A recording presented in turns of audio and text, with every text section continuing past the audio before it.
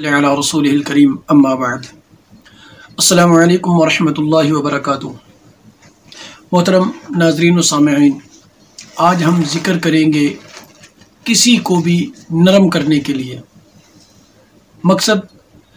نرم کرنے کا مقصد یہ ہے کہ کوئی بھی جتنا بھی تلخ مزاج ہو، جتنا بھی سخت مزاج ہو، یعنی مثال کے طور پہ کہ میاں بیوی میں ایسا کوئی مسئلہ ہو، یا آپ کسی کے پاس اپنے کام کی غرض سے جاتے ہوں، یعنی کسی سرکاری محکمے کے اندر، سرکاری دفتر کے اندر، وہاں بات نہ بنتی ہو، کام نہ ہوتا ہو، یا کوئی علاقے کا بڑا آدمی اس کو یعنی آپ کو اس سے کام ہو، وہ آپ کی بات نہ سنتا ہو، یعنی اس قسم کے کئی مسائل ہوتے ہیں۔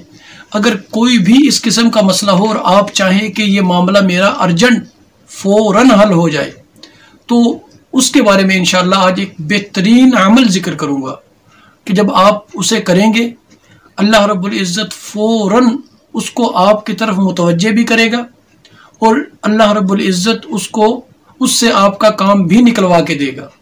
یعنی اللہ رب العزت آپ کے معاون بن کے، یہ سمجھ لیں آپ کے ساتھ کھڑے ہوں گے، وہ انسان انکار کر ہی نہیں پائے گا۔ یعنی یہ دو چیزیں ہیں، آپ نے کام نکلوانا ہو، کوئی بات نہ سن رہا ہو بشرطے کہ جائز ہو، دوسرا کوئی ناراض ہو یا تلخ کلام یعنی کلام کے اندر اس کے تلخی ہو، تو اس قسم کا کوئی بھی مسئلہ ہو، تو اس کے لیے ایک بہترین عمل ہے۔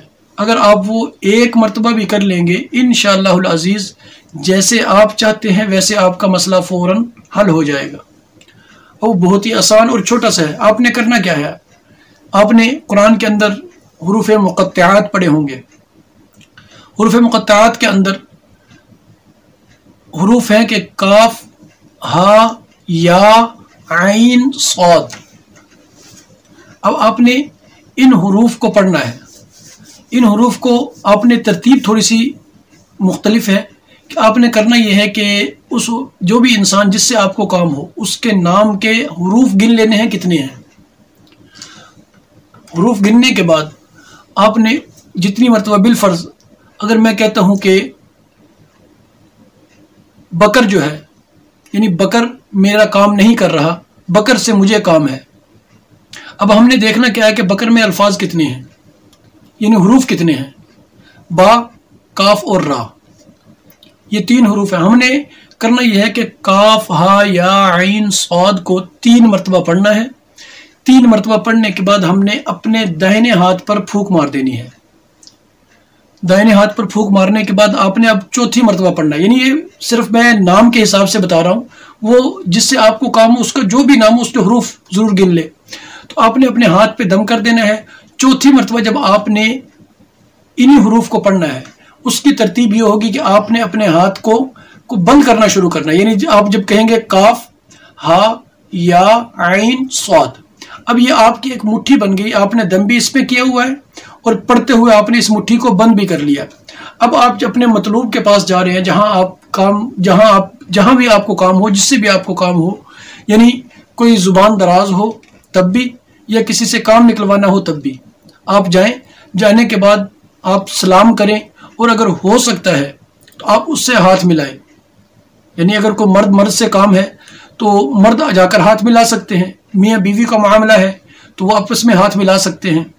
یعنی آپ نے مقصد یہ ہے کہ آپ بہتر طریقہ ہے کہ آپ اس سے ہاتھ ملائیں، یہ نہیں کہ آپ کو کسی عورت سے کام ہے اس سے ہاتھ ملائیں، یہ خلاف شرع ہے۔ یعنی خلاف شرع کام کوئی نہیں کرنا، یہ ذہن میں رکھیں۔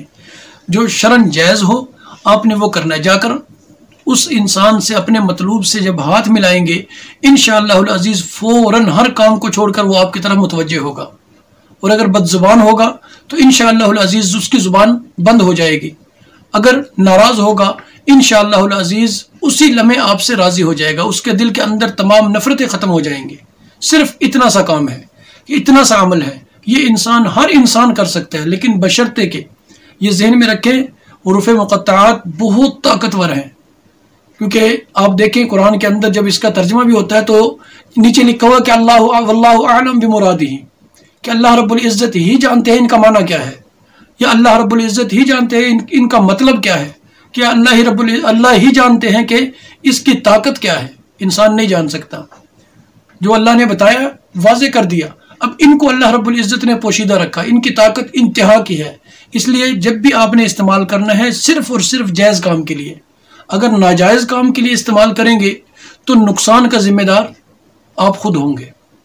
ان نقصان کیسے ہوگا کہ آپ نے کام لینا ہے، گئے ناجائز کام ہے، آپ اس کے پاس جا کے اس عمل کو استعمال کرتے ہیں، تو جہاں آپ کے جائز کام میں وہ آپ کے ساتھ محبت کرے گا، آپ سے مانوس ہوگا، ہر کام کو چھوڑ کر آپ کی طرف متوجہ ہوگا، تو اس کے الٹ ہوگا کہ آپ جیسے ہی آپ اس عمل کو کریں گے، کام ناجائز ہوا تو وہ اتنی ہی زیادہ آپ سے نفرت کرنا شروع کر دے گا، پھر آپ کے کاموں میں اتنی ہی رکاوٹ پیدا کرے گا. یا عام الفاظ میں کہوں، سیدھے الفاظ میں یوں سمجھ لیں کہ پھر آپ بھول جائیں کہ وہ انسان آپ کا کام بھی کرے گا کبھی. تو اس لیے جب بھی آپ نے کرنا ہے جائز کام کے لیے، ناجائز کے لیے سوچنا بھی نہیں ہے، کرنا بڑی دور کی بات ہے.